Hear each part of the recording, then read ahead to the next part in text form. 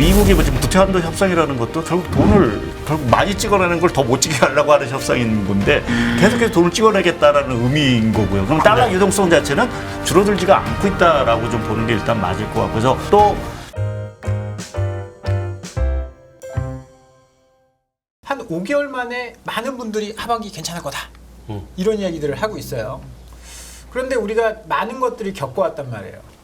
미국의 기준금리 5.25%. 네. 아, 이거 굉장히 뭐 어떻게 보면 충격적인 일이고. 아팠죠. 3월 달에 은행도 3월 맞죠? 실리콘밸리가 3월에 망해서 3월부터 5월까지 한 은행이 한 3-4개 망했고 미국에서. 네, 지금 아직도 뭐 줄 서 있다며요. 그런 것들을 겪어왔는데 하반기 좋아질 것이다. 거기에 대해서 일단 그 두 가지식으로 가죠. 개괄적으로 왜 이렇게 좋아질 것이냐. 이거 한번 정리를 한번 해 주실 수 있을까요? 예, 그러면 뭐 저도 준비한 것 중에서 네. 왜 반등을 보느냐라는 부분을 좀 말씀을 좀 드리겠고요. 뭐 네. 화면에 몇 가지 이제 저희가 5가지 정도 이유를 좀 제시를 드렸는데 사실은 저희가 연초부터 저희가 다른 하우스보다는 조금은 뭐 주식시장이라든 경기가 좀 괜찮을 수 있다라는 좀 말씀을 드렸고, 뭐 그 연장선상에서 사실은 뭐 침체보다는 뭐 연초부터 얘기했던 로랜딩 뭐 이러한 시나리오를 좀 생각을 하고 있고요. 첫 번째 이제 좋아지는 부분에 있어서는 결국 이제 제조업 경기가 좀 이제 살아나야 되는데 네. 우리나라도 뭐 반도체 업황도 마찬가지고, 그러면 그 살아나기 위한 힘이 어디서 오겠느냐라는 부분에서 보면 저는 재고 조정에서 일단 올 거라고 좀 보고 있습니다. 그래서 재고 조정이 조금은 이제 지금 진행 중이고 네. 그게 좀 원활하게 진행이 된다라고 하면 조금 제조업 경기의 반등에 좀 힘을 얹어줄 거로 보고 있고요. 두 번째 부분은 뭐 최근에 다 아시겠지만 제조업 경기는 부진한 부분에 반면에 서비스 쪽의 업황은 상당히 좋습니다. 네. 뭐 이렇게 좋을 수가 있을까라는 정도로 사실은 좀 전 세계적으로 좋아 보이는 것 같고, 근데 이게 일시적이냐 구조적이냐라는 부분에서는 구조적인 쪽에 조금 힘을 얹어주고 있어서 오늘 뭐 그 얘기를 조금 말씀을 드리겠고요. 그리고 세 번째는 그 최근에 이제 상업용 부동산에 대한 뭐 우려 얘기 사실 좀 많이 나오고 있습니다. 네. 근데 미국의 최근에 주택 시장을 보게 되면 다행스럽게 연착륙에 대한 시그널들이 좀 나오고 있습니다. 더 이상 안 나빠진다는 얘기죠. 네. 네, 그래서 그러한 것들이 하반기에 뭐 미국의 금리 인상 사이클을 동결을 하고 하면은 뭐 모기지 금리 자체가 더 떨어지겠죠. 뭐 그렇게 되면 주택 시장이 좀 더 살아날 수 있다라는 부분도 경제에 좀 우호적인 부분들이고, 또 최근에 뭐 아시겠지만 일본 경기가 뭐 30년 내 지금 최고치를 기록하고 있는 상황들이고, 주가가 어마어마해요. 네. 네. 유럽 또 뭐 생각보다는 사실은 견조한 부분에서 이 부분도 사실은 적지 않게 글로벌 경기에 기여를 할 거다. 그리고 마지막으로는 뭐 최근에 유가 이런 것들이 70불대에서 딱 막혀 있는데 여하튼 하반기에도 유가라든지 천연가스 가격의 안정세를 유지할 수 있다는 부분은 물가라든지 또 소비 여력 자체에 상당히 기여를 할 수 있어서 크게 보면 한 5가지 정도를 가지고 하반기에 그래도 뭐 제가 전망에 그래도 뭐 경제 희망을 본다라는 말씀을 드린 것들이 그런 맥락에서 사실은 좀 말씀을 드리고 있습니다. 약간 뭐 이코노미스트들이나 채권 애널리스트 약간 부정적인 시각이 많았었는데 네. 지금 상무님은 좀 하반기를 긍정적으로 보고 계십니다. 하나하나 좀 풀어 가보도록 하죠. 재고 문제 굉장히 심각하잖아요. 예, 우리나라 뭐 삼성전자 반도체 이야기할 때 평균적으로 이 하락기의 재고가 뭐 4주치인데 지금 6주치가 있느니 8주치가 있느니 막 지금 뭐 어마어마하게 걱정을 하고 있는데 재고 사이클이 좋아질 만한 그 기미가 있다고요? 예, 일단 미국은 재고 부담 자체가 일단은 크게 없는 것 같습니다. 그러니까 미국은 재고와 관련돼서 지표라든지 또 우리가 이제 재고와 맞물려서 생각해 보는 게 미국이 이제 과잉을 얼만큼 떠안고 있느냐 제조업에서 보면 미국 같은 경우는 과잉 자체가 사실은 거의 없는 상황으로 좀 지표가 나오고 있고요. 미국 제조업이 뭐 그렇게 그러니까 특히 이제 그런... 특히 이제 최근에 미국의 산업이라는 것이 뭐 예를 들어 중무장대 산업보다는 당연히 하이테크 네. 또 이제 기술과 관련된 소프트한 어떤 업체의 중심이기 때문에 뭐 이렇게 때려박고 투자하는 것들이 하면서 뭐 애플이 뭐 물건 안 만드는데 재고할 게 어디 있고 알파벳이나 마이크로소프트가 재고가 그리고 이제 사실 그동안 이제 없잖아요. 공급망 자체가 잘 안 되다 보니까 네. 사실 싸울 재고도 별로 없었던 부분들인 것 같습니다. 그래서 거기에 다행스러운 건 최근에 이제 공급망 자체가 이제 풀리면서 미국 같은 경우 자동차가 사실은 우려는 하고 있지만 오히려 자동차 판매 대수는 좋아지고 있거든요. 네. 그렇죠. 네, 그래서 그런 걸 보게 되면 이제 재고 소진, 뭐 있는 재고도 사실 소진할 거고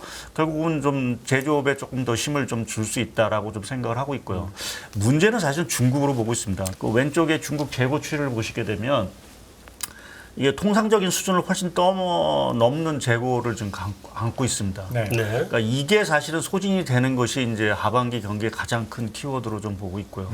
뭐 같이 그려놓은 그 옆에 그림을 보시면은 저 우리나라 그 반도체와 반도체 제외를 한 그 재고 지수를 이제 보게 되더라도 네. 우리나라도 사실은 재고 부담이 조금 있는 상황들입니다. 특히 이제 반도체 쪽에서 재고 부담이 상당히 있는 상황들이고요. 그래서 하반기에 조금 이 재고 조정에 있어 키워드 자체는 결국 중국이다라는 쪽, 거기에 뭐 한국도 같이 맞물린 부분들이죠. 그래서 중국이 과연 저 지금 내수 경기도 안 좋고 수출도 뭐 계속 최근에 안 좋은 상황들인데 저게 사실은 이제 어찌 보면은 빠른 속도로 좀 해소가 될 건지, 근데 아직은 좀 불확실한 부분들이 분명히 있습니다. 근데 저희가 생각하는 거는 중국이 뭐 이러한 식으로 그렇게 주저할 수는 없을 것 같고요.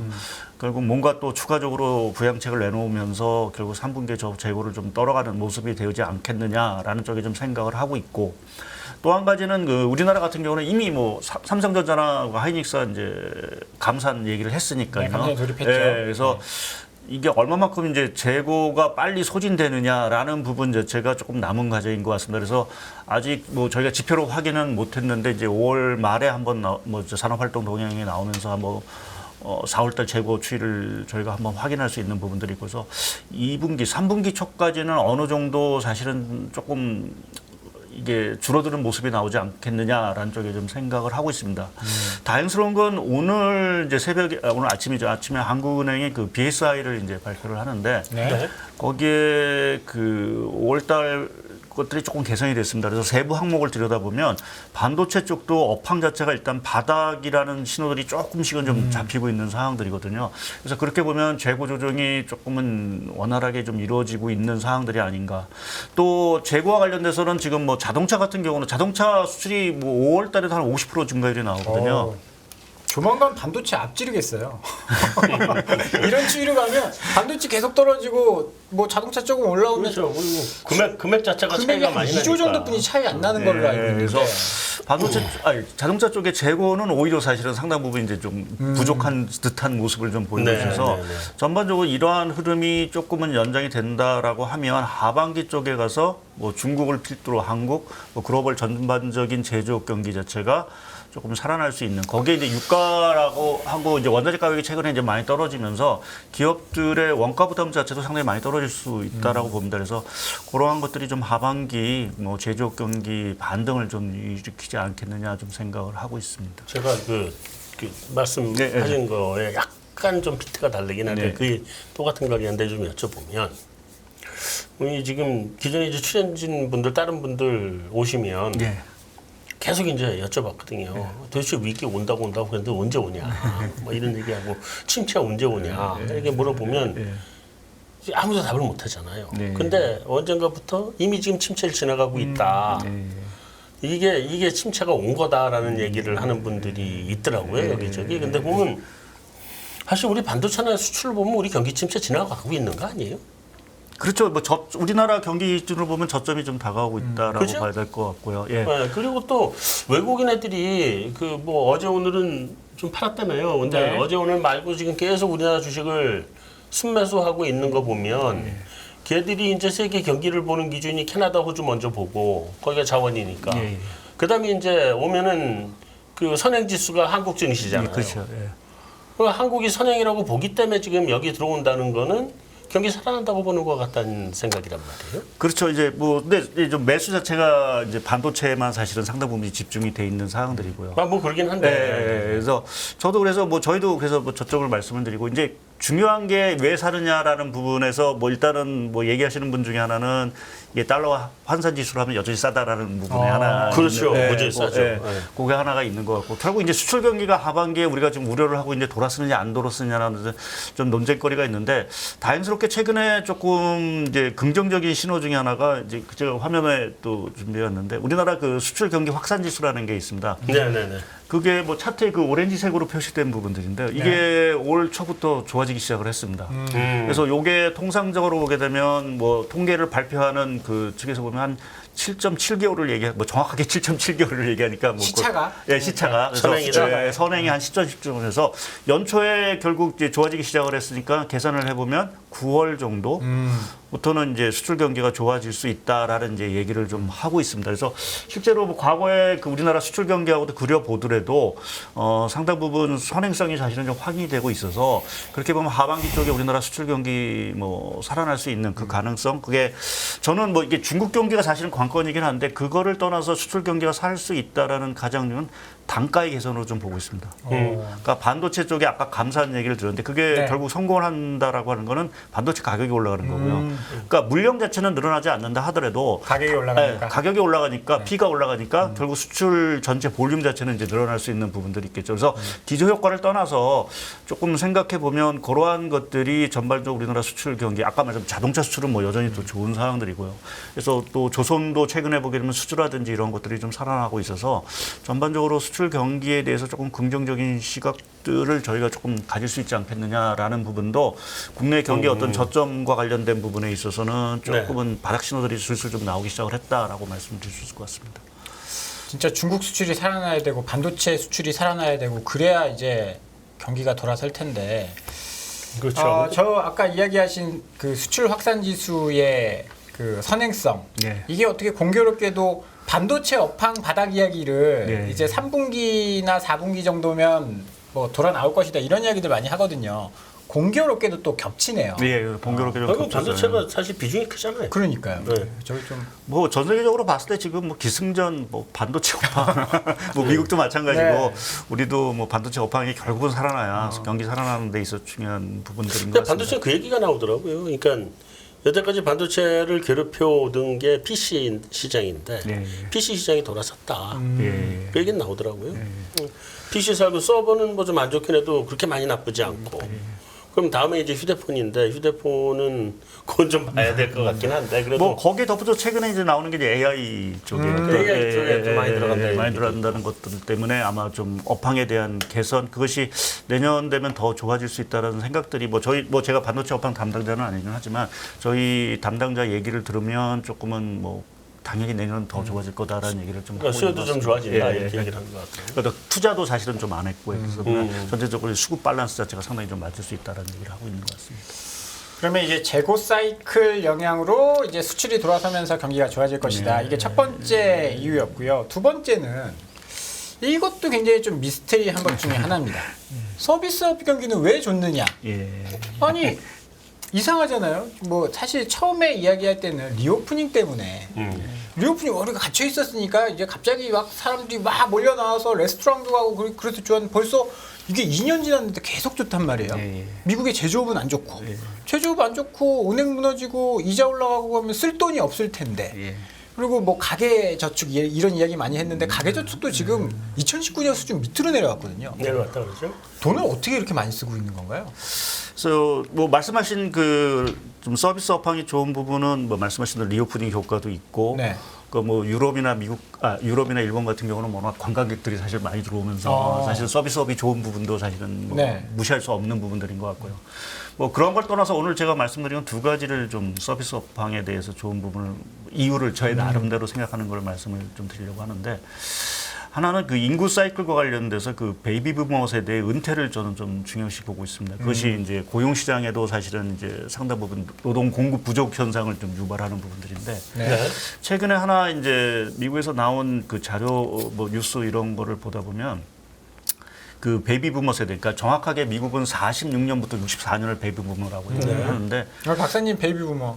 미국 베이비 부모하고 우리하고 우리는 1, 2차 베이비 부머 좀 네. 날려 있습니다. 나는 예. 한국의 베이비 부모 맞아. 맞죠. 저는 2차 베이비 부머 세대. 예, 네. 근데 상무님은 어떻게? 저는 1차 마지막입니다. 1차 마지막. 근데 그거를 사실은 좀 명확하게 구분을 해주면 네. 우리 분들이 이제 우리가 10년 베이비 부모라고 그러잖아요. 그런가요? 네네. 1955년부터 64년까지가 그게 그게 1차예요? 1차. 예. 전후의 베이비 부모들. 2차가 이제 65년부터 74년까지라 그러는데 다 1년에 아이가 가장 많이 태어난 거 74년이에요.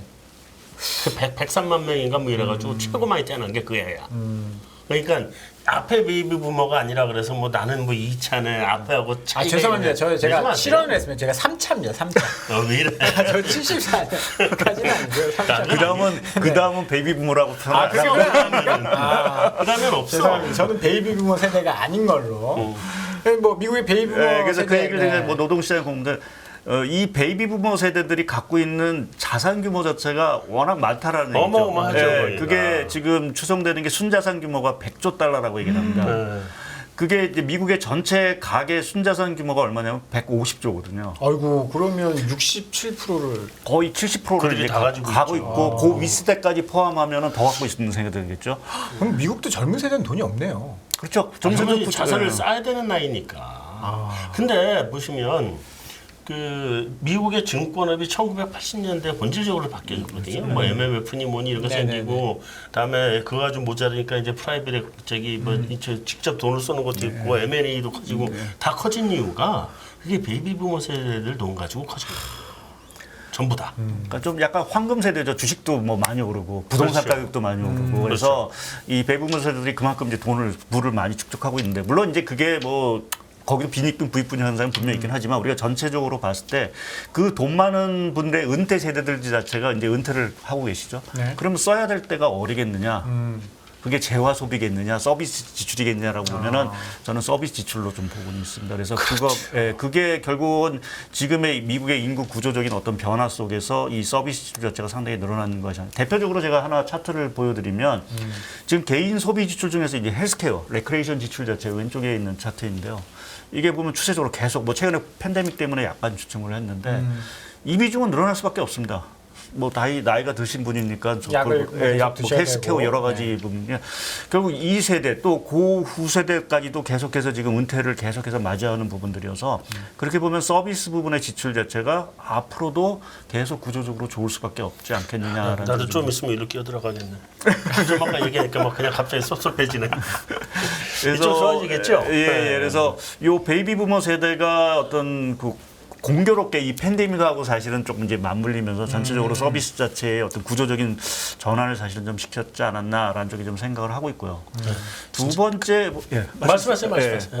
두 번째 생각하고 있는 거는 최근에 기술 혁신과 관련된 여러 가지 붐이라는 게 사실은 따져보면 이게 서비스와 관련된 기업들의 붐입니다. 뭐 팡이든 뭐 엔비디아든 뭐 최근에 뭐 테슬라도 사실은 어떻게 보면 이제 그 내장된 걸 보면은 소프트웨어로서 앞으로 돈 벌겠다는 얘기이기 때문에 그렇게 보면 전반적으로 이제 서비스업의 어떤 기술 붐 자체가 있는 것 같고요. 1990년부터 미국 뭐 또 뭐 중국을 포함해서 이제 그 주가라든지 지수의 붐 사이클을 쭉 그려놨습니다. 보면 최근에 그 뭐 한 팬데믹 전후로 해서 여러 가지 미국의 그 기술 기업과 관련된 여러 가지 붐이라고 할 거야. 이러한 것들이 계속해서 잇따라 나오고 있는 상황들입니다. 이것이 궁극적으로 서비스 지출 뭐 이러한 것들과 관련된 산업들이기 때문에 그러한 부분이 조금은 주가 상승을 일으키지 않겠나. 최근에 뭐 얘기가 많이 나는 AI와 관련돼서도 뭐 지금 뱅크 오브 아메리카 같은 경우는 베이비 붐이다.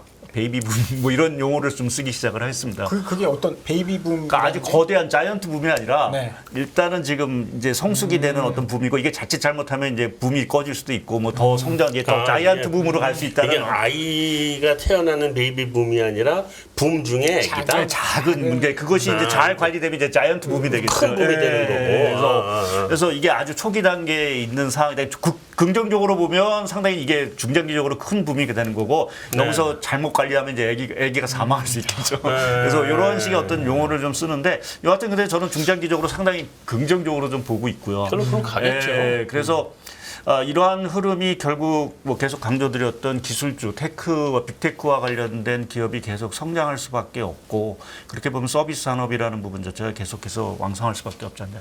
제가 얼마 전에 그런 용어를 이제 하나 쓴 게 침체가 와도 유튜브를 본다라는 이제 용어를 썼는데 그러니까 그의 의미 자체는 과거에는 침체가 되면 대충 소비를 줄이는 거는 자동차, 재화 이렇게 큰 덩어리를 줄였는데 지금은 뭐 침체가 와도 뭐 다 유튜브 더 보고 이런 그 콘텐츠에 대한 소비 자체가 더 늘어날 수밖에 없는 구조로 지금 가고 있기 때문에 그것이 뭐 플랫폼 경제니 뭐 구독 경제니 뭐 이러한 용어로 좀 사용하지만 기본적으로 우리가 뭐 소액이든 많이든 꾸준히 나가는 거는 지금 뭐 재화 이러한 것들보다는 대부분 다 서비스와 관련된 부분들이어서 그러한 것들이 이제 서비스 산업의 어떤 좀 새로운 지금 모습들 자체가 일시적인 현상이 아닐 수 있다라는 부분을 좀 뒷받침한다라고 좀 판단을 하고 있습니다. 네.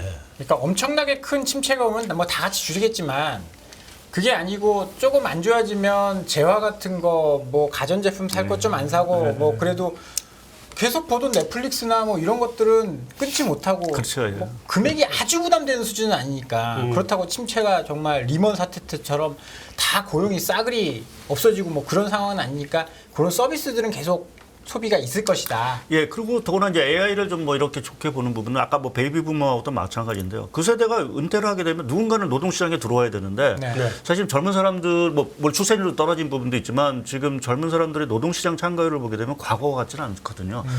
저도 사실 뭐를 하면서 먹고 사는지는 잘 모르겠는데 미국 통계를 보게 되면 경제활동 참가율 자체가 네. 과거에 비해서 월등히 이제 젊은 세대층이 낮습니다. 그래서 그렇게 보면 노동시장에 잘 안 들어온 부분들이고 그러면 그거를 공급을 노동시장에 나간 부분을 누군가는 메꿔줘야 되는데 결국 그것을 메꿔준다는 건 지금 얘기하는 것처럼 로봇이라든지 뭐 이러한 것들이 결국 대체를 하겠죠. 근데 거기에 로봇이라는 게 기본적으로 뭐 몸체야 뭐 쇳덩어리일 수도 있지만 그 머리에 들어가는 건 결국 AI일 거고요.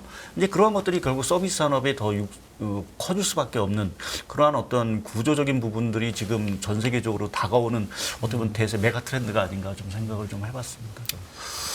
그리고 유동성 이야기를 좀 해봐야 될 것 같은데 네. 금리를 5.25까지 올렸잖아요. 네. 이게 사실 경제학 교과서나 이런 걸 보면 금리를 올리면 이자율이 높으니까 사람들이 가지고 있는 현금을 은행에 예금을 합니다. 그래서 유동성을 흡수하는 효과가 있다. 경제학에서는 그렇게 배우거든요. 네. 근데 미국이 지금 금리가 제로에서 5%까지 올랐단 말이에요.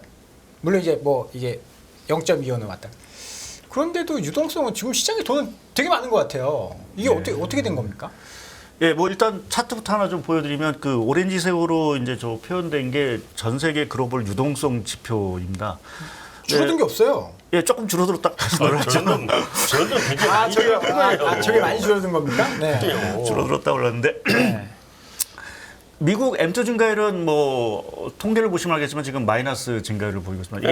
이게 처음 있는 일이거든요. 그래서 뭐 우리가 시중에 돌아다니는 돈은 조금 줄어든 거는 분명한데 네. 근데 실제 우리가 느끼는 유동성이라는 부분 자체는 그렇게 줄어들었다고 보기가 사실 조금 어려운 부분들이 있는 것 같습니다.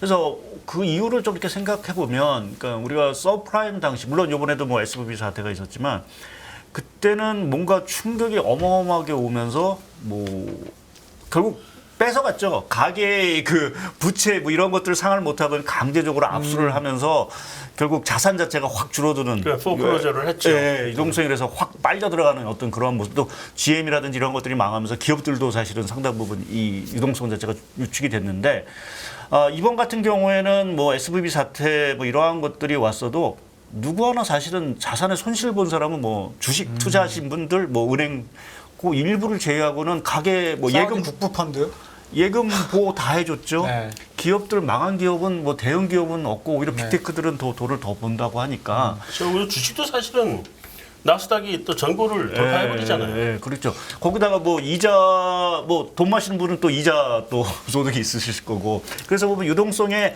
크게 훼손이 안 갔다라는 부분이 하나 좀 있을 것 같고요. 그리고 이제 미국 연준이라든지 뭐 이런 쪽에서 뭐 QT라든지 이런 거 하면서 유동성을 좀 빨아들이긴 하는데 결국 미국이 뭐 지금 부채한도 협상이라는 것도 결국 돈을 결국 많이 찍어내는 걸 더 못 찍게 하려고 하는 협상인 건데 계속해서 돈을 찍어내겠다라는 의미인 거고요. 그럼 달러 유동성 자체는 줄어들지가 않고 있다라고 좀 보는 게 일단 맞을 것 같고 그래서 그러한 부분에서 유동성이 아직은 훼손이 받지 않았고 또 지금 미국을 제외한 지역, 대표적으로 보면 중국의 지금 M2 증가율이라든지 이런 것들은 경기 부양 차원에서 계속 늘려가고 있는 상황들입니다. 그래서 중국은 돈을 계속 풀고 있는 상황들이죠. 거기에 일본 같은 경우도 저희가 연초에 뭐 총재가 바뀌면서 이제 조완화 정책 출구 전략 할 거야라는 이제 그런 얘기 많았죠. 작년 11월부터. 근데 최근에 뭐 이게 언제 출구 전략이 나올지 이제 조금 더 이제 또 이제 미수가 됐고 하긴 한데요. 뭐 연말 정도 되면 안할 그래도 것 같기도 가시적으로 하던데. 나오지 않을까 저는 생각을 하는데 네. 그래서 제가 오늘 이제 나오다가 저도 이제 궁금해서 이 우리가 이제 엔캐리 트레이드라고 하죠. 이제 네. 일본 싼 자금 빌려서 이제 투자하는 뭐 그래서 그 지표가 뭐가 있을까 이렇게 보다가 은행들의 이제 일본 은행이라든지 또 일본에 들어와 있는 외국계 은행들이 그 외국인한테 대출한 금액을 한번 체크를 해봤습니다. 근데 별로 줄지가 않았습니다. 네. 그러니까 그 얘기 자체도 결국 일본에서의 어떤 유동성 자체가 뭐 적지 않지만 계속해서 해외로 나가고 있다라는 얘기로 저희가 받아들일 수 있는 부분. 그래서 뭐 미국이 약간의 어떤 유동성에 대한 어떤 축소를 하고 있지만 사실은 그렇게 이전만큼 강하지는 않은 것 같은 느낌이 들고요. 결국 나머지 지역에서 유동성, 뭐 중국이나 일본 뭐 이러한 쪽에서 계속 좀 풀고 있다라는 측면에서 결국 유동성 자체가 아직은 생각만큼 위축되지 않은 거로 좀 판단하는 게 맞지 않을까 좀 생각을 좀 하고 있습니다. 근데 여기 그래프를 이렇게 보면은요. 예. 이게 지금 2004년부터 지금까지 20년 그래프잖아요. 예. 유동성 진짜가 없는데요?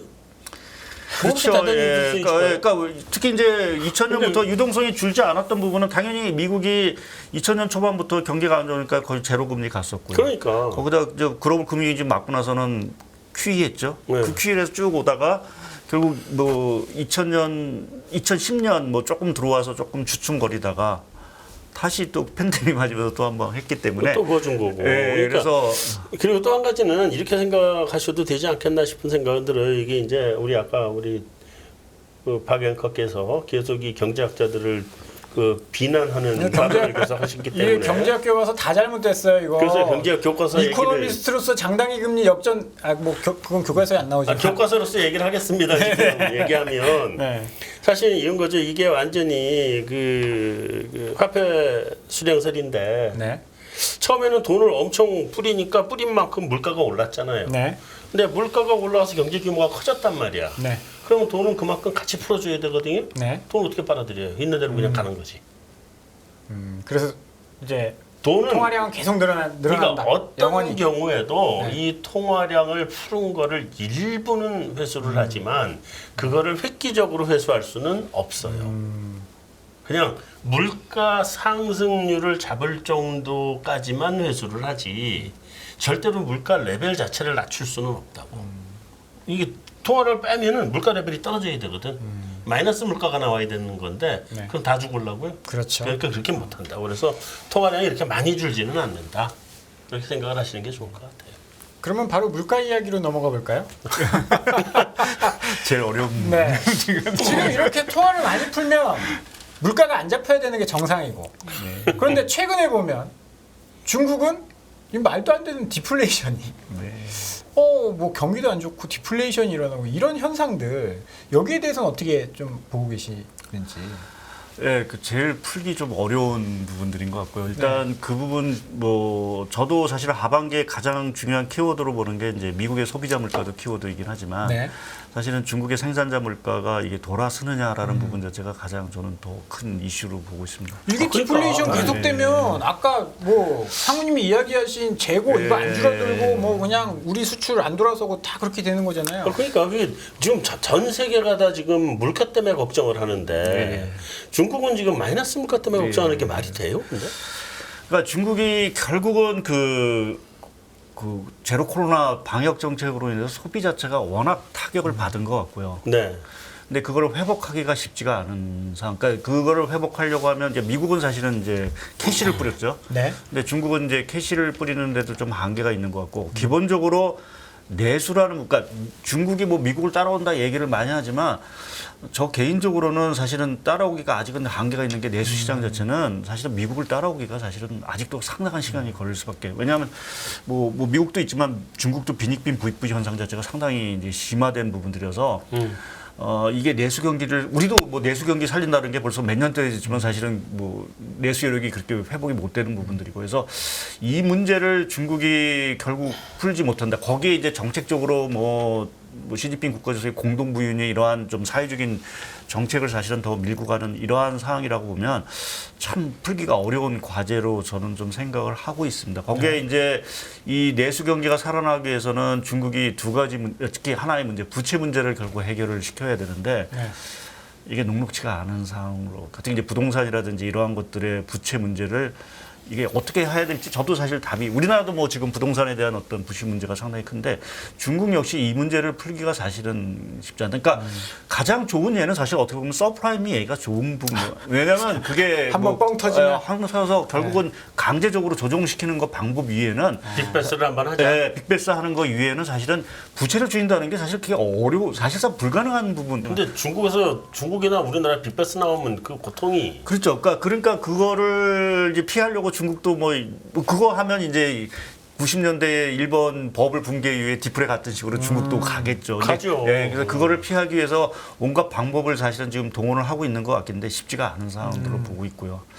그래서 결국은 우리나라 그 가계부채도 그렇지만 중국도 결국 부채를 관리하는 거 이외에는 사실 딱히 방법은 저는 없다고 봅니다. 이게 뭐 계속 터지지 않게 조금 끌고 가는. 그래서 뭐 결국 그 얘기 자체는 부동산 살릴 수밖에 없고 그래서 저는 뭐 중국이 하반기에 그렇게 보면은 6월에 미국이 금리 동결을 뭐 결국 결정을 하게 되면 중국은 금리를 내리지 않을까 좀 생각을 하고 있어요. 그래서 부동산 경기 살리고 부채 문제를 여하튼 좀 봉합을 하면서 경기를 살려야 되는. 왜냐하면 중국에 지금 아시겠지만 청년 실업률이 20.4%입니다. 대단하더라고요. 네, 예. 그러니까 지금 유럽이 안 좋다는 유럽도 지금 14%대인데 지금 유럽보다도 지금 중국의 청년 실업률이 이렇게 그 부분 자체는 자칫 정말 중국 정부가 제일 꺼리는 사회 불안으로 사실 이어질 수 있다. 근데 중국은 왜 그래요? 우리가 청년 실업이 높다 그러는 건 우린 뭐 항상 높았으니까 우리는 할 말이 없는데. 글쎄요, 뭐 정확하게 저도 판단하기는 어는데 일단은 부동산 경기가 너무 안 좋다라는 부분이 제일 큰 것 같습니다. 그러니까 아무래도 중국의 지금 부동산 건설업이 차지하는 비중 제 GDP의 뭐 한 20에서 25% 얘기하니까요. 네. 거기서 건설업 자체가 지금 완전히 죽여놨으니까. 죽여놨으니까 뭐 당연히 건설 노동자 자체가 이제 취업을 못 할 거고 또 한 가지 이제 신규 창출을 해야 될 때가 결국 이제 IT 네. 뭐 이쪽인데 알리바바 뭐 이런 텐센트. 결국 뭐 중국 정부도 규제를 뭐 계속해서 하고 있는 상황들이고 또 미중 갈등 문제 때문에 고리도 풀지 못하다 보니까 젊은 사람이 갈 데가 없는 상황들이 아닌가. 그러니까 신규 일자리 창출이 나올 때가 사실은 딱히 지금 없는 상황들이 청년 실업률을 이렇게 높이는 요인이 아닌가 저는 개인적으로 생각합니다. 그러니까 지금 그 중국 그 지도부에서 지금 밀고 있는 뭐예요? 그 무슨 창판? 과창판. 네. 그런 쪽 가지고는 고용을 충분히 올릴 수 있을 정도가 택도 없다. 결국은 건설처럼 대량으로 일자리가 발생하는 걸 안 하면. 네, 그렇죠. 그래서 뭐 그러한 요인들이 좀 맞물려져 않나 좀 추정을 좀 해볼 뿐입니다. 저도 뭐 정확하게는 뭐 중국 내부 상황을 정확하게 좀 말씀드려서 아마 그 정도로 추정을 좀 해보고 있어서 그래서 뭐 다시 이제 이게 중국 얘기를 하다 보면은 사실은 이게 정말 하반기 그럼 좋아져라는 이제 퀘스천이 나올 수 있는 어떤 물음표이긴 하지만 아니, 작년 말부터 리오프닝하면 좋아진다고. 네. 다 그렇게 생각했지. 네. 예, 근데 여하튼 속도는 분명히 더딘 것 같고 해서 조금은 속도를 그러니까 말씀드린 이 디프레 이러한 것들의 탈출을 위해서라도 조금 더 적극적으로 좀 부양에 나서지 않을까라는 부분을 가지고 조금 이제 하반기에 중국의 어떤 회복 이러한 것들을 조금 아직은 좀 기대를 좀 갖고 있는 상황들입니다. 일단 중국도 회복돼야 되겠지만 지금 사실 우리나라 기업들을 보면 딱 갈려져 있는 것 같아요. 미국 쪽에 붙은 기업들은 실적이 어마어마하게 좋고 네. 대표적으로 자동차. 예. 그다음에 중국 쪽에 붙어 있는 중국 쪽에 노트수가 많은 쪽은 어마어마하게 안 좋고 예. 그렇거든요. 네. 지금 뭐 러시아 우크라이나 전쟁, 미중 무역 분쟁 이게 계속되면서 약간 블록화? 이번에 한한령 또 시작하던데. 뭐 연예인 갔다가 다시 돌아왔다면서요. 그러니까 가다 돌아오고 오늘 네이버 화장품주 막아버리고. 그냥 다 박살났고 네. 네이버, 카카오 오늘 다 안 좋고 요 부분들이 경제에 미치는 영향이 굉장히 좀 크지 않을까요? 예, 뭐 당연히 우리나라는 그 대중 수출, 반도체 수출, 뭐 다 이제 중국에 연관된 부분들이고 최근에 우리나라 전체 수출보다 더 안 좋은 게 이제 대중 수출하고 이제 반도체 수출이기 때문에 결국 중국 수출이 살아나지 않고서는 우리나라 경기 회복이 된다라는 부분을 이제 쉽게 얘기 드릴 수는 좀 없는 것 같습니다. 근데 사실은 뭐 이거는 뭐 단기적으로 봤을 때 뭐 회복이 된다라고 뭐 저희가 뭐 조금 이렇게 좀 긍정적으로 말씀을 드릴 수 있는데 사실 아까 그 브로커 얘기를 하셨는데 최근에 요새 제가 드는 생각 중에 하나가 이제 저는 요새 이제 좀 여러 가지 좀 구조적인 부분을 좀 많이 좀 생각을 좀 하고 있는데 그러니까 최근에 나오는 용어 중에 뭐 탈달러 뭐 이런 체제 뭐 이런 얘기를 많이 합니다. 그래서 뭐 달러 체제가 무너지지는 않겠죠 단기적으로 뭐 앞으로 몇십 년은 모르더라도. 근데 왜 이 얘기가 나오냐라는 부분은 말씀하신 블록화에 대한 우려가 사실은 짙게 깔려 있는 부분으로 저는 생각을 하고 있고요. 그게 대표적으로 좀 보이는 게 우리나라 수출로 보고 있습니다. 제가 그 차트를 준비한 것 중에 하나가 우리나라 대중 수출 비중하고 대미 수출 비중인데요. 오른쪽에 있는 이 그래프인데 거의 붙었습니다. 네. 사실 저는 이러한 그림이 나올 거라고 생각을 못했습니다. 제가 말씀드려서. 불과 한 2, 3년 전까지만 못했죠. 그래서 물론 이 중국 수출 비중이 떨어진 거는 사실은 중국이 뭐 아직은 정상적인 그 경제 활동에 안 가서 팬데믹의 어떤 후유증으로 좀 보고는 있긴 하지만 그래도 미국 수출 비중 자체가 저렇게 올라와서 이 두 개가 역전 가능성, 여기다 EU 수출까지 합쳐버리게는 선진국 수출 자체가 중국 수출을 훨씬 능가하는 이런 모습이 지금 나오고 이게 잠깐만 죄송합니다. 이게 네. 중국이 지금 20% 밑으로 내려온 거예요? 예. 나 깜짝 놀랐네 지금. 네. 그래서 19%대 이렇게 가고 있는 상황들이고요. 네. 그러니까 미국 수출도 거의 이제 19% 거의 이제 뭐 다 올라오고. 거의 맞아서 이게 뭐 중국이 더 안 좋고 미국 수출이 더 좋으면 뭐 연말 정도 가면 역전을 할 수도 있는 네. 이러한 어떤 분위기로 가고 있는데 이게 고착화되느냐라는 부분을 조금 저희가 고민해 볼 필요가 있을 것 같습니다. 그래서 뭐 이것도 사실은 이제 우리가 뭐 주식 투자를 하는 데 있어서 무슨 업종을 고르고 뭐 기업을 이제 고르는 데 있어서 중요한 어떤 부분들이기도 하지만 과연 이러한 역전 현상이 우리나라 경제에 과연 긍정적이냐라는 부분을 조금 생각해 볼 필요도 사실은 좀 있을 것 같습니다. 왜냐하면 우리나라 수출 구조라든지 산업 구조 자체가 기본적으로 뭐 싫든 좋든 간에 중국에 의존적인 어떤 구조를 갖고 있기 때문에 네. 이거를 탈피하는데 단기적으로 탈피하기는 사실 좀 어렵다고 좀 보고 있고요. 저 약간 그 말에 약간 저는 토를 약간 달고 싶습니다. 네. 의존적이다가 아니라 상호 교환적. 중국도 우리가 없으면 안 되지 않습니까? 그렇죠, 그런 거죠. 그렇죠. 예. 의존력이라는 맞아요, 말은 너무 맞아요. 자존심이 상해. 예. 맞아요. 네. 저는 다른 토를 좀 달고 싶은데 예. 이게 우리가 의존도를 우리가 탈피하는 게 아니라 네. 중국이 탈피해 가는 거 아니에요? 우리가 옛날에 일본한테 그랬듯이. 뭐 그렇긴 하지만 피해는 우리가 받는 거니까요. 그러면 지금 그러긴 하죠. 중국은 피해가 없는 상황인가요? 왜냐면 그 자체적으로 사실은 대표적으로 그거를 보시면 자동차를 보시면 됩니다. 자동차 우리나라 지금 비중이 중국 내에서 1%대로 안쪽으로 알고 제가 떨어져요. 알고 밑으로 안 팔아주잖아요. 예, 그러니까 한때 뭐 10몇 프로 했던 그렇다고 중국이 자동차 산업이 뭐 흔들리냐 이거는 전혀 지금 아니에요. 전 세계에서 자동차 수출 제일 많이 하는 나라가 됐어요. 중국이. 뭐 사실은 우린 뭐 현대자동차 반성해야 될 일이라고 좀 봐요. 중국이 한한령 때문에 한국을 안 팔아준 것보다 예, 뭐 그런 거 우리가 반성해야 될 일이라고 봐요. 이건. 그래서 뭐 지금 뭐 기업적인 잘못한 부분도 있고 또 최근에 우리나라 그 삼성전자 그 해외 매출 비중을 보게 되면 중국 수출 그 비중 자체가 제가 얼핏 기억하기에는 10%가 이제 안 되는 거로 최근에 조사가 됐거든요. 거의 한 20% 정도까지 가다가 그래서 그렇게 보면은 이 피해 자체가 뭐 저희가 아까 뭐 상호 의존적이니 뭐 이렇게 보완적이니 뭐 얘기를 떠나서 당장 피해를 보는 건 우리나라 기업이고 우리나라 수출이기 때문에 그러한 부분에서 또 이제 앞으로 과제죠. 이거 과연 우리가 어떤 식의 이러한 정책이라든지 이러한 것들을 가야 되느냐는 숙제도 사실은 좀 남은 부분들이 좀 있는 것 같습니다. 그래서 우리가 뭐 2차 전지라든지 이러한 것들이 다행스럽게 사실은 좀 성장도 하고 미국에 뭐 좀 수출도 많이 하고 하는 어떤 분위기가 좀 조성이 돼서 다행스러운 부분들인데 그렇다고 해서 그 산업만 가지고 우리가 이제 성장을 사실은 뭐 계속 할 수는 없는 거고요. 그거를 이제 좀 찾아야 되는 어떤 과제가 사실은 좀 남았다라고 좀 보고 있습니다. 네. 근데 최근에 하나 조금 흥미로운 건 우리나라 그 굴삭기 판매 이런 게 수출을 보게 되면 그동안 사실 중국에 많이 팔았죠. 네. 최근에 많이 파는 데가 미국입니다. 미국이죠. 그렇죠. 예, 네. 그러니까 그런 식의 조금 뭔가 좀 생각의 전환이 변화가 오죠. 예, 그러니까 그러한 변화를 기업이라든지 뭐 우리나라 정부라든지 이러한 쪽에서 조금은 좀 뭔가 좀 적극적으로 더 검토를 하고 하는 것들이 좀 필요하지 않다. 이 브로커 현상 자체는 저희가 싫든 좋든 간에 정말 미중 간에 계속 싸움이 있다라고 하면 더 진행될 수밖에 없는 부분들이고. 특히 이제 뭐 기술과 관련된 아까 얘기를 계속 드렸지만 결국 뭐 이 패권 싸움은 계속 될 수밖에 없다라는 부분에서 우리가 조금은 어떤 스탠스라든지 뭐 이러한 것들에 대해서 조금은 좀 이 시점에서 좀 심각하게 좀 고민을 해야 되는 가져야 되는 게 아닌가 좀 생각을 하고 있습니다. 이 부분에서 결론을 좀 내려주셔야 돼. 이게 워낙 중요하기 때문에 네. 어떻게 상무님이 보시기에는 이 대미 대중 수출 이게 어떻게 보면 역전돼서 계속 갈 것이라고 생각하시는지. 아니면 예. 중국이 줄어드는 거, 아 이거 괜찮다. 우리는 이쪽에 집중해서 다른 쪽의 수출을 늘리면 된다. 이런 전략이 중요하다라고 보시는지 그런 약간 결론적인 부분에 대해서 좀 말씀을 해주시면 좋을 것 같아요. 그렇다고 중국을 포기할 수는 없는 거고요. 예. 그러니까 지금 둘 다 이렇게 위로 올라가게. 예, 그러니까 중국이 지금 수출 비중이 떨어진 거는 말씀드린 대로 리오프닝에 대한 그러니까 작년에 코로나의 그 제로 코로나 방역 정책의 후유증도 분명히 반영된 부분들이어서 네네. 어느 정도는 사실은 회복이 될 거로 좀 보고 있습니다. 그래서 네.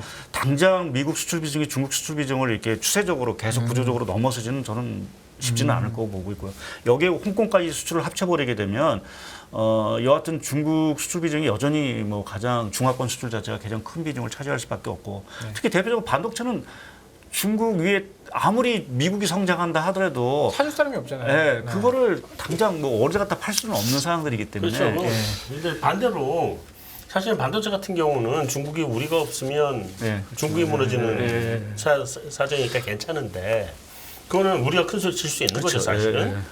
근데 그 반도체 이외에 이제 다른 제품들은 이제 중국이 선택을 할 수 있는 경우라고 하면 우리가 이제 좀 힘들어질 수 있다 이렇게 좀 보여지고. 근데 한 가지는 저 중국 비중 좀 줄여야 되는 거 아니에요? 줄여야 당연히 줄여야죠. 예. 네, 그 비중이 너무 커서 언제까지 중국이 한마디만 하면 우리는 엎어져야 된다고 무조건. 저도 사실 그 부분을 통해서 네. 지금 이제 성장이 되고 있는데 뭐 베트남 같은 경우는 뭐 아무래도 이제 뭐 우리 스마트폰이라는 생산 기지였기 때문에 뭐 했다가 최근에 안 좋으니까 이제 수출 비중 준 거고 결국 인도라든지 결국 이제 성장이 결국 인도로 가야죠. 인도라든지 뭐 최근에 보면 멕시코 증시도 상당히 좋은 상황들인데 거기도 그러면 이제 리쇼인 정책으로 수혜를 보는 지역 중에 하나입니다. 그래서 그러한 지역들을 조금 더 적극적으로 찾아야 되는 필요성은 분명히 있고 뭐 말씀 저도 동의합니다. 중국에 더 이상 우리가 휘둘릴 수는 없는 거고. 그러니까요. 이 부분을 뭔가 어떻게 줄여나가고 특히 이제 반도체와 관련돼서는 오히려 그거를 지렛대로 삼아서 우리가 중국에 뭐 큰 소리 칠 수 있는 뭐 이러한 것들도 좀 만들어야 되는 어떤 것들도 필요하고 해서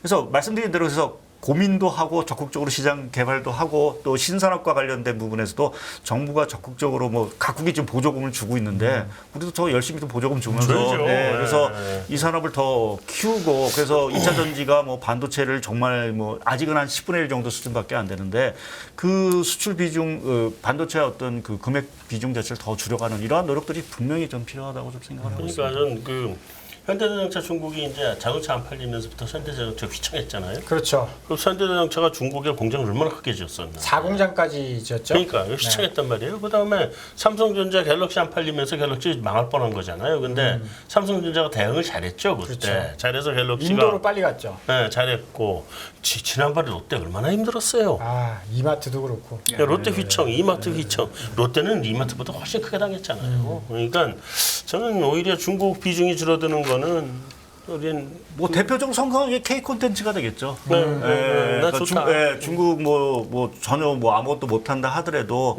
미국으로 갔죠. 넷플릭스에서 뭐 비영업권이라든지 뭐 이러한 쪽에 점유를 놓고 결국 그거는 뭐 이런 말씀은 생산성이고 효율성이 자체가 결국 좋아지면 결국 뭐 또 경쟁력이라는 것이 강화되면 뭐 우리가 승부를 걸 수 있는 부분들이어서 뭐 그렇게 보면 뭐 그러한 것들이 좀 대표적인 사례가 될 수 있어서 사실 저도 좀 다행스러운 부분들이 있는데 조금 더 이 품목이라든지 이러한 산업적인 부분에서 좀 범위가 좀 더 넓어져야 되겠죠. 그래서 그러한 부분에 대해서는 좀 고민이 좀 있다라는 말씀을 좀 드리겠습니다. 그러면 3월에 우리의 간담을 서늘하게 했던 은행이 망한 사태. 근데 이게 또 연준이나 중앙은행이 잘 개입해서 잘 봉합했단 말이에요. 잘 봉합하고 나서도 계속 여진이 나왔던 것이 야 지방은행 저렇게 되면 그 상업용 부동산 지방은행의 그 노출도 대출 많이 해준 상업용 부동산 이거 다 망한다. 지금 미국은 공신률이 2자릿수다. 큰일 난다. 이런 이야기들 많았었거든요. 근데 지금 그 이야기는 살짝 좀 수면 아래로 내려간 것 같아요. 예, 뭐 수면 아래에 있긴 한데 해소된 거는 분명히 아닌 것 같고 말씀하신 대로 공실률 뭐 이런 것들을 보게 되면 정말 뭐 우려스러운 수준까지 뭐 90년대 초반 수준까지 올라갔다는 뭐 얘기도 나오고 있고 제가 뭐 차트를 이제 미국의 부동산 가격 흐름을 좀 갖고 왔는데요.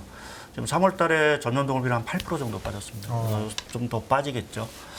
그래서 뭐 지금 우려는 분명히 있는데, 그러니까 제가 저는 그런데 아직은 좀 이제 리스크가 이제 당장 현실화되지는 않을 거다라는 이제 말씀을 드리고 있고 그것 때문에 뭐 하반기 침체 안 간다는 어떤 그러한 기조를 좀 갖고 있는데 결국 이 상업용 부동산이라는 거는 결국 펀더멘탈과 연관된 부분입니다. 결국 경기가 좋으면 상업용 그렇죠. 수요가 살아나는 거고 경기가 안 좋으면 당연히 공실률 커지고 또 연체율도 사실은 이제 올라가면서 은행 부실이 좀 되겠죠. 그래서 당장 지금 미국의 연체율이라든지 이런 상업용 부동산의 연체율이라든지 이런 걸 체크를 해보면 아직은 그렇게 우려스러운 수준까지는 안 갔습니다. 그래서 이러한 상업용 부동산의 리스크는 분명히 있지만 결국 말씀드린 대로 경기 자체가 침체 안 가고 뭐 1%도 안 되는 성장이지만 계속 유지가 된다라고 하면 당장 이것이 위기화될 것 같지는 않고요. 연준도 고민이 있겠죠. 여기다 대고 금리 더 올린다는 거는 이제 위기를 가져온다는 부분들이어서 이제 그러한 부분도 있고 또 작년에 미국의 맞은지 틀린지 모르겠지만 미 연준이 그 스트레스 테스트를 이제 금융기관의 스트레스 테스트를 한번 했는데 그때 문제가 없다라는 게 나왔습니다. 그때 가정을 보게 되면 상업용 부동산이 그 가격을 마이너스 30%를 최악의 경우를 가정하고 스트레스 테스트를 한 거거든요. 그러니까 그 얘기 자체는 대형 은행들 자체는 30% 빠져도 괜찮다. 망하지 않는다. 문제 자체는 이제 SBB 같은 지방 은행들은 결국 이제 망할 수밖에 없는. 스트레스 테스트에 빠져 있었던 거죠? 예, 작년에 빠져 있었죠. 걔들이 아예 안 했던 거죠. 예, 올해는 아마 집어넣는 걸로. 많이 넣는다. 6월달에 아마 결과가 나올 것 같은데요. 그리고 상업용 부동산은요 대형은행보다는 조그만 지방은행들이 더 문제예요. 그래서 대출이 많으니까. 뭐 이게 터지면 뭐 감당 못하는 거긴 하지만 결국 좀 관리를 할 수 있지 않겠느냐라는 쪽이 좀 그래서 최근에 얘기 나오는 거를 보게 되면 뭐 그 상업용 부동산 자체를 이제 리모델링을 해서 이제 뭐 우리가 얘기하는 이제 주거용 뭐 오피스텔 뭐 이런 식으로 좀 전환을. 그러니까 미국이 주택 시장은 오히려 공급이 부족합니다. 그러니까 2008년에 서브프라임 터지고 나서 15년 동안 거의 집을 안 지었기 때문에 지금 와서는 이제 좀 주택 공급이 부족해서 뭐 주택 재고 같은 거 보면 역사적 가단에 있거든요. 재고 집이 없잖아요. 주거용? 네, 주거용은. 그러니까 그러한 부분을 보게 되면 이 상업용 부동산을 일정 부분 그러니까 우리가 얘기하는 뭐 오피스텔 뭐 이런 식으로 좀 전환을 시키면서 뭐 대응을 해 나가면서 이 문제 자체를 좀 리스크를 좀 줄여 나가는 것들이 필요하지 않을까 좀 생각을 하고 있고 해서 뭐 리스크는 있지만 이게 뭐 올해 뭐 문제가 터질 것 가능성은 저는 개인적으로 좀 없다고 보고 있습니다. 그러면 이게 여기서 파생되는 것 중에 하나가 미국의 이제 지역은행들이 지방은행들이 상업용 부동산도 문제고 뭐 그러다 보니까 대출을 좀 꺼린다. 대출 태도가 굉장히 안 좋아진다. 그거는 어떻게 보면 긴축의 역할을 유동성을 흡수하는 역할을 할 수 있는 거잖아요. 그렇죠. 그런 것들로 인해서 경기가 좀 안 좋아질 가능성에 대해서는 어떻게 보십니까? 예, 그래서 말씀드린 대로 뭐 그렇다고 해서 이제 문제가 되는 거 이 상업용 부동산도 부동산이지만 전체 미국의 부동산 경기일 텐데요. 말씀드린 대로 주택 경기는 상당히 좋다라는 말씀을 드렸고 또 하나 중요한 좀 건 내려오긴 내려오죠 그래도. 내려오긴 했는데 실시라가. 지금 가격 전년 동월비로 보면 아직 플러스입니다. 이게 많이 떨어지지 않는. 그래서 멈추고 있는 상황들이고 최근에 또 부동산 지표, 주택 부동산 지표는 오히려 개선이 되고 있는 상황들이고요. 또 하나 이 미국이 건설과 관련된 쪽, 뭐 이게 사실 조금 이제 온도 차이가 있는데 이렇게 보면은 미국의 건설 투자는 상당히 좋습니다. 그러니까 왜 좋은가를 보게 되면 리쇼링 효과. 공장 짓고 이런 것들. 현대차도 들어가서 짓고 삼성전자 짓고 뭐 다 짓는 거 아니에요. 그래서 건설 투자 중에서 제조업이 차지하는 그 제조업 건설 투자가 역사상 최고치를 기록하고 있거든요. 그러니까 그만큼 공장을 많이 짓는다는 거. 또 지금 바이든 정부가 뭐 부채 한도 형성되기 때문에 그렇지만 계속 뭐 인프라 투자한다고 뭐 에너지 인프라 뭐 전환한다고 뭐 기존의 낡은 거 뭐 교체한다 하면서 뭐 적잖아 이제 인프라 투자를 좀 하고 있어서 그 부분도 이제 건설 경기에는 조금 긍정적인 영향을 미치고 있습니다. 그래서 미국의 부동산 경기는 딱 잡아서 뭐 안 좋다라고 단정적으로 말하기가 사실은 좀 어려우면서 대출 태도 뭐 이런 것들이 조금은 뭐 좀 엄격해지면서 뭐 상업용 부동산 쪽에는 조금 더 시름이 갈 수 있긴 하지만 나머지 부동산 시장에 대해서는 그렇게 큰 타격은 좀 주지는 않을 거로 보고 있고요. 또 거기에 뭐 결국은 이제 모기지 금리가 제일 문제가 되겠죠. 근데 이제 미국이 금리 인상 동결을 하고 뭐 연내 금리 인하는 쉽지 않다 하더라도 뭐 연말 정도 가서 물가 한 3.5% 정도 떨어지면 내년 들어가면 금리 내리겠죠. 그러면은 모기지 금리 좀 더 떨어질 거고 뭐 그러한 것들이 상업용 부동산 시장에 좀 연착륙 쪽에 좀으로 좀 영향을 미치지 않을까 좀 생각을 하고 있습니다. 그 상업용 부동산도 연착륙 할 거다고 보신다. 예, 일단은 좀 그렇게 생각하고 있습니다. 예. 희망적인 말씀드리니까 기분이 좋네. 하반기에 경기가 좀 살아나는 것들에 대한 근거를 통해서 이야기를 또 해주셨습니다. 끝없는 위기 속 기회는 언제나 숨어 있습니다. 성공한 투자 고수들과 나눈 투자의 철학. 다가올 기회를 잡아내는 부의 만찬으로 여러분을 초대합니다. 푸짐하게 한 상 차려놓았습니다. 안녕하세요, 이승입니다. 더 많은 영상을 보고 싶으신 분들은 화면 오른쪽에 있는 구독 버튼을 눌러주시기 바랍니다. 그리고 영상을 보시면서 좋아요는 필수인 거 아시죠? 항상 인포맥스 라이브를 사랑해주셔서 감사합니다.